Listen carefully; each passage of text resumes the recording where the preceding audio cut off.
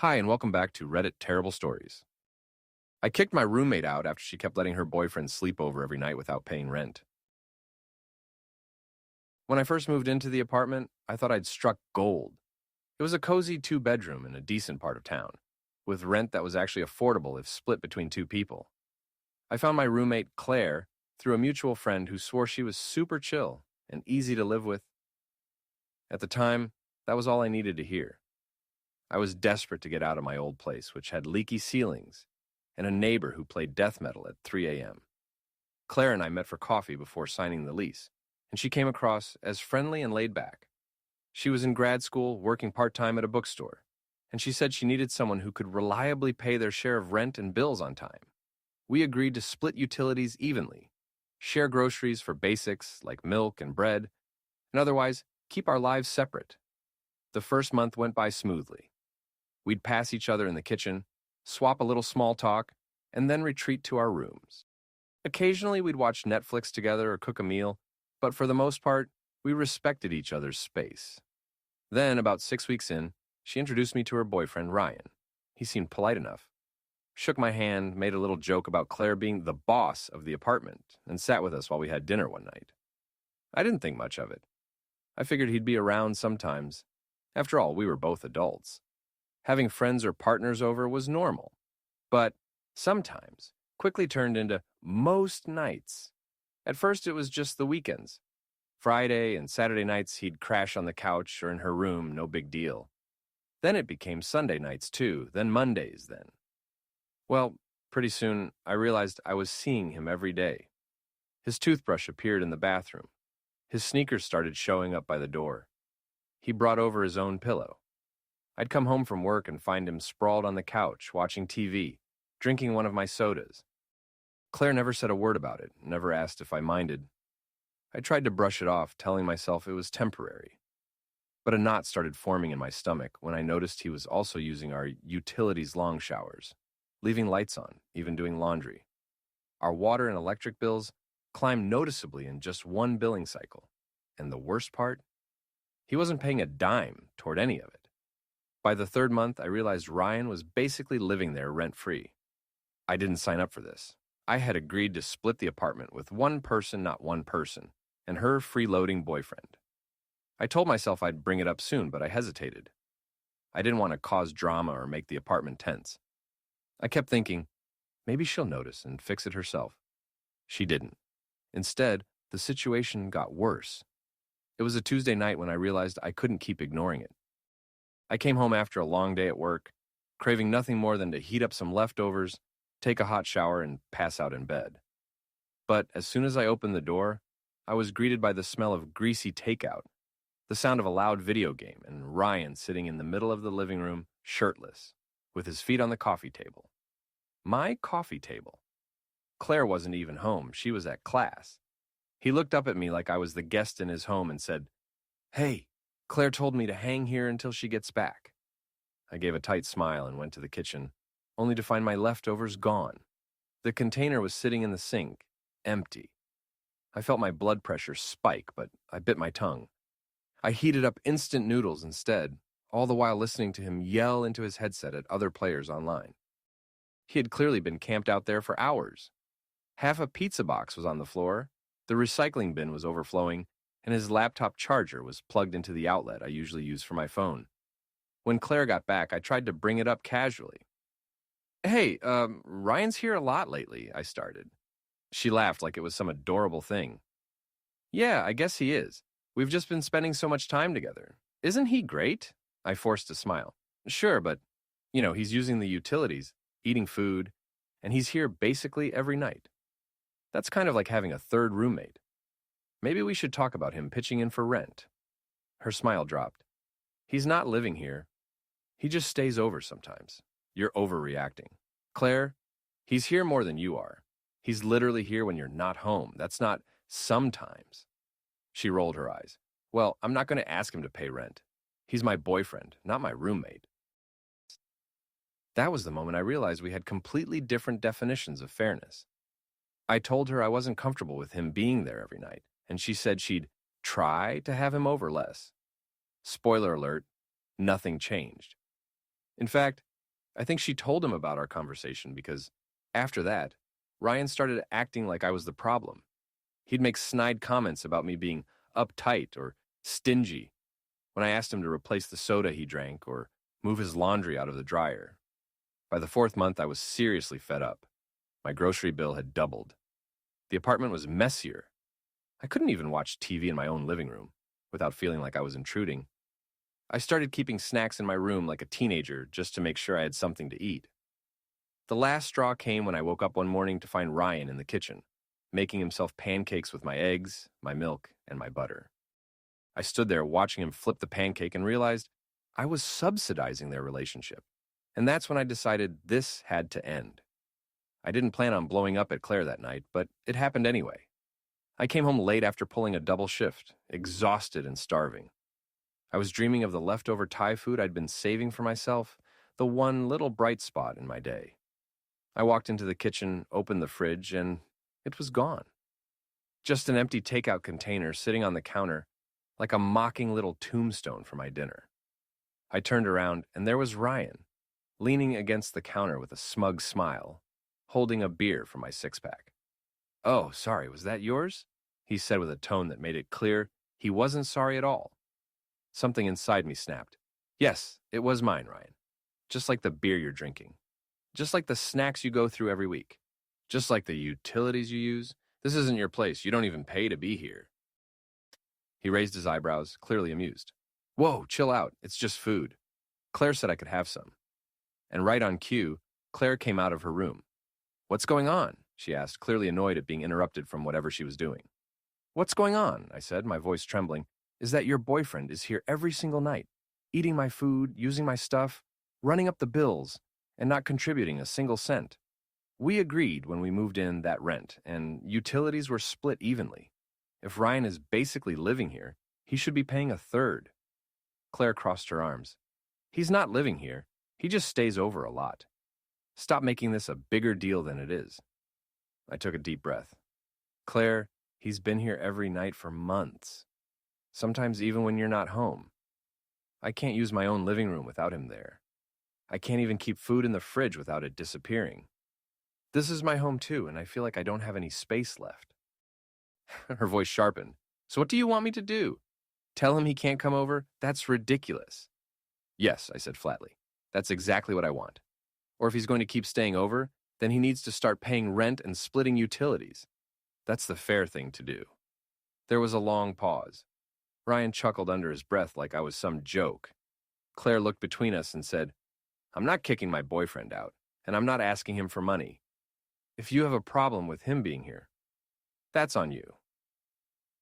That was the moment I knew the situation wasn't going to change, unless I made it change. I'd given her a fair chance, set a clear boundary, and she'd basically told me to suck it up. So I went to my room, shut the door, and started making a plan. If Claire and Ryan thought I was just going to keep tolerating this, they were in for a surprise. The next few days were tense. Claire and Ryan seemed determined to pretend our confrontation never happened. If anything, Ryan was more present than before. I'd come home from work and find him sprawled on the couch in my favorite blanket, watching TV loud enough for the neighbors to hear. Sometimes Claire wouldn't even be home yet. It became crystal clear that this wasn't just about money. It was about respect, or rather the complete lack of it. Ryan wasn't simply overstaying his welcome. He'd moved himself into my life without permission, and Claire was enabling it. I started documenting things. It felt petty, but I wanted proof. I made a note of every night Ryan slept over, every time I caught him eating my food, every load of laundry he did using my detergent. I even snapped a few discreet photos of him, lounging around when Claire wasn't home. One Saturday morning, I found him in the kitchen making pancakes using my eggs, my milk, my syrup. I stood there watching as he plated 3 pancakes for himself, and none for me. "That's my food you're using," I said calmly. He shrugged. "Claire said it's fine. You should probably buy more eggs, by the way. We're out." I clenched my jaw so hard it hurt. "Ryan, you're not on the lease. You don't pay rent. You don't contribute to groceries. You don't get to use my food." He smirked. "You really need to relax. You're acting like I'm stealing from you." "You are stealing from me," I snapped. "And if you keep it up, You won't be here much longer. That must have been the moment he realized I was serious, because he muttered something under his breath and slunk off to Claire's room. Later that day, I sat Claire down again. This is the last time I'm going to say this. Ryan either starts paying rent and utilities, or he doesn't stay here every night. I'm not living with him for free. Her face was cold. I'm not forcing my boyfriend to pay rent for spending time with me. If you can't handle him being around, maybe you should find somewhere else to live. And that was it. She'd made her choice. I realized then that I couldn't win this by reasoning with her. If Claire wanted to ignore the boundaries we agreed on, I was going to enforce them myself. Quietly, I started preparing for the inevitable fallout. By the next week, my patience was worn down to the thread. Ryan's presence had become suffocating. He was there when I woke up, there when I came home, there when I went to bed. It was like having an uninvited shadow that ate my food, left dirty dishes in the sink, and occasionally left wet towels on the bathroom floor. One Wednesday evening, I came home to find them both sprawled out on the couch, watching some reality dating show at full volume. Ryan had his feet up on my coffee table bare feet, and there was a half-empty pizza box balanced precariously next to him. The smell of beer hit me before I even shut the door. "Hey," I said, setting down my bag. "Whose pizza is that?" "Yours," Claire replied casually. "You weren't home yet, so we started without you." I walked over and opened the box. 2 slices left from an entire large. I'd bought it the night before with the intention of eating it over the next couple days. "Okay," I said slowly, trying not to explode. "You guys just helped yourselves to my dinner for the rest of the week?" Ryan rolled his eyes. "It's pizza. Relax. I'll pick you up another one sometime." That was it. The moment. The final straw.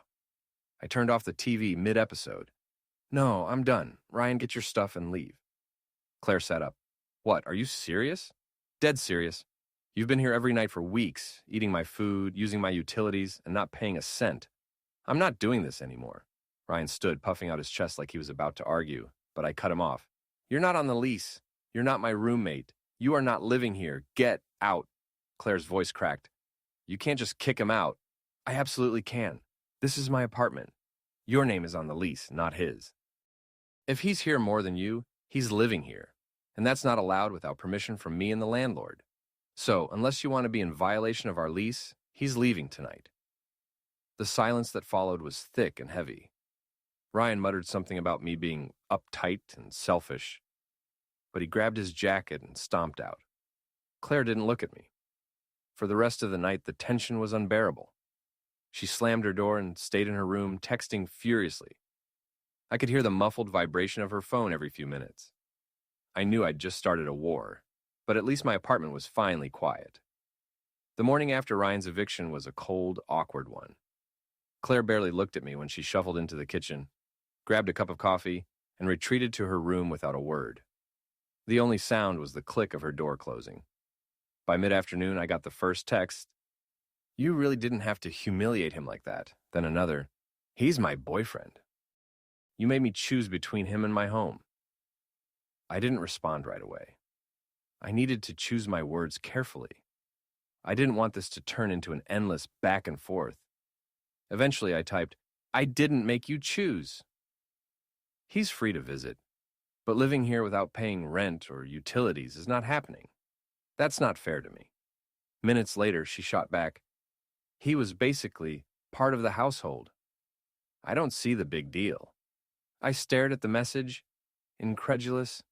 Exactly, I thought. That was the problem. He was part of the household without contributing a single thing. Over the next week, the atmosphere grew more toxic. Claire stopped cleaning up after herself. Dirty dishes piled in the sink. Trash overflowed. Once, I even caught her deliberately leaving the thermostat set to 78 in the middle of the day, running up the bill. It felt petty and intentional. Then came the surprise. Ryan was still spending the night, but in secret. I woke up at 2 a.m. to use the bathroom and nearly jumped out of my skin when I saw a shadow move in the hallway. It was Ryan, shirtless, holding a glass of water. He froze when he saw me. "What are you doing here?" I hissed. "Visiting Claire," he said smugly, as if daring me to make a scene. The next day, I sat Claire down. "This has to stop. If he keeps staying here, I'll have no choice but to involve the landlord. Her face went pale. You wouldn't. Try me. That was the moment she realized I wasn't bluffing, and in her eyes I could see the decision forming, not to compromise, but to fight me harder. 2 nights after our tense conversation, I came home from work to find the apartment door slightly ajar. My stomach tightened immediately. When I pushed it open, I was greeted by the sound of laughter, Ryan's deep voice mixed with Claire's giggles and the smell of takeout. There they were, sprawled on the couch like they owned the place, cartons of Thai food on the coffee table, his shoes kicked off right in front of the door. I set my bag down slowly. I thought we had an agreement. Ryan smirked. We do. I'm just visiting. Visiting doesn't mean living here, Ryan. And it's 10 at night. I know you're not leaving. Claire crossed her arms. You're overreacting. He's going to crash here because it's late. It's not a big deal. Something inside me snapped. I had tried warnings, conversations, compromises. None of it mattered. The disrespect was constant, deliberate, and exhausting. Fine, I said, my voice shaking. If he stays, you both go. I'm done negotiating. Ryan laughed like it was a joke, but I walked straight to my room, pulled up the lease agreement, and started typing an email to the landlord. I outlined everything. Ryan's constant overnight stays, the fact he wasn't on the lease, and how it was disrupting the living arrangement. By morning, the landlord replied, if he's living there without permission, that's a violation of the lease. If it continues, we'll start the eviction process for the tenant responsible. I printed that email and taped it to Claire's door. She didn't come out for hours, but when she finally did, her face was blotchy from crying. You're seriously going to ruin my life over this, she said, her voice breaking. I didn't flinch. You ruined it yourself by breaking the rules we agreed on. I'm not your parent, Claire, but I'm also not your doormat. That was the last conversation we had before things took an even uglier turn. The next few days were eerily quiet, too quiet. Claire didn't speak to me, barely came out of her room, and when she did, she'd make a show of ignoring me. Ryan stopped visiting for a couple of nights, but I knew it wouldn't last. Sure enough, on Friday I came home and heard his voice again, muffled through her door. My pulse spiked. I walked up and knocked firmly. Claire, open the door. No response. Claire, if Ryan's in there, he needs to leave now. The door opened a crack. She stood there, her face set in defiance. He's not going anywhere. It's the weekend. You can't control who I have over. That's where you're wrong, I said, holding up the printed email from the landlord. If you keep letting him stay, we both risk losing this apartment. This is your last warning. Ryan appeared behind her, looking smug. You're unbelievable. You act like this is your place. I stepped back, my voice cold. It is my place, half of it. And I'm not letting you freeload off it. He laughed, muttered something under his breath, and shut the door in my face. That night, I didn't sleep. I sat in the living room, listening to their muffled voices and occasional laughter, every sound like a reminder that my boundaries meant nothing to them. By morning, my decision was final. I messaged the landlord again, this time formally requesting to begin the eviction process for Claire. I sent screenshots of texts, photos of Ryan's shoes, and even receipts from takeout orders under his name, delivered to our address. The landlord's reply was short. Understood. We'll start the process. Expect notice to be served next week. When the papers arrived, Claire was furious. She accused me of betrayal, of ruining her relationship, of being controlling. But I didn't back down. I told you the rules. You broke them every single day. Actions have consequences. Her eyes narrowed, and I knew she wasn't going to leave quietly.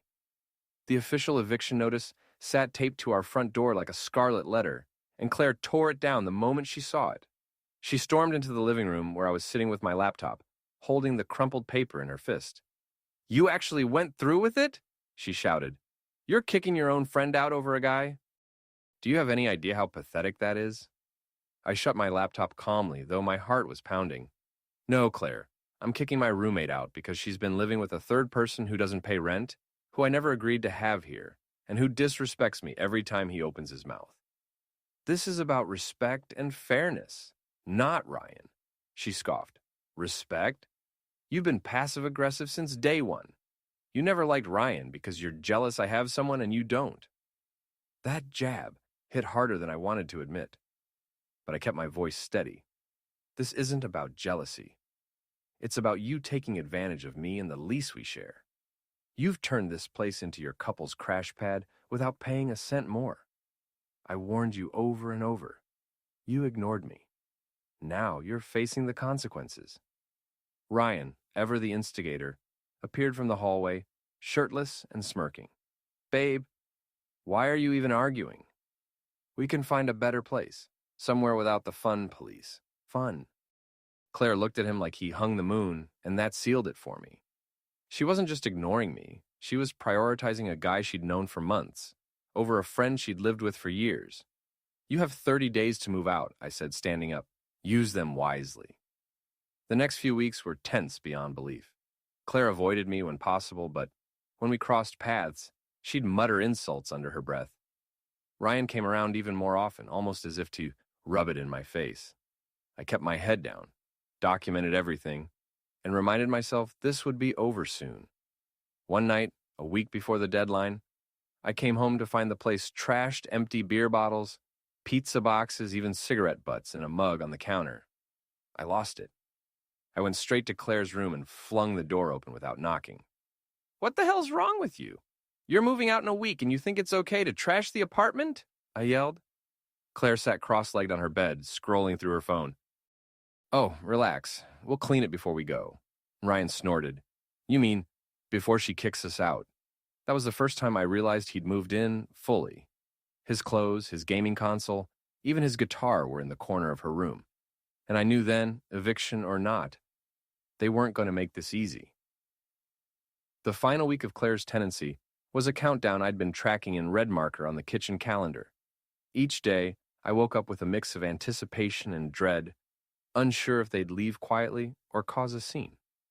3 days before the deadline, I came home to find Claire in the living room surrounded by boxes. But they weren't moving boxes. They were my boxes from the storage closet. She had pulled my stuff out to make space for hers. You can't just take over the storage, I snapped. She didn't even look up. I'm just making it easier for the movers. Don't worry, your precious junk is safe. It was the final straw. I called the landlord that evening and arranged for a formal walkthrough the day after she left. He told me if anything was damaged or left behind, the cost would come from her share of the security deposit. That gave me some peace of mind. Move-out day arrived, and unsurprisingly, Claire and Ryan were still packing when the clock hit noon.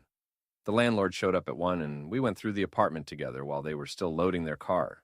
Beer stains on the carpet, a cigarette burn on the balcony railing, and a dent in the hallway wall, all noted down. Claire glared at me when she realized money would be coming out of her deposit. You're unbelievable. We were friends for years, and this is how you treat me? I met her gaze steady.